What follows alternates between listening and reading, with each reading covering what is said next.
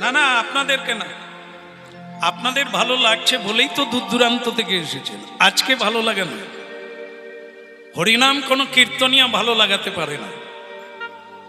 পেটে যদি পিত্ত রোগ থাকে, চিনিটাও তেতো লাগবে, লাগে না?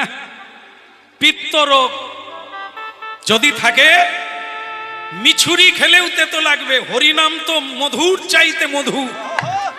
যদি সকলের ভালো লাগতো, এখানে জায়গা দেওয়া যেত না। কারণ পিত্ত রোগ যার আছে, হরিনাম তার ভালো লাগবে। এই জন্য চাই, আপনাদের আগের থেকেই রোগ ভালো আছে, তাই হরিনাম ভালো লেগে গেছে। আপনাদের ভালো লাগছে বলেই ঘর থেকে বেরিয়ে এসেছে। হ্যাঁ, তা ভক্তমণ্ডলী মায়েরা এখানে জিজ্ঞাসা করছে, স্বামী তার স্ত্রীকে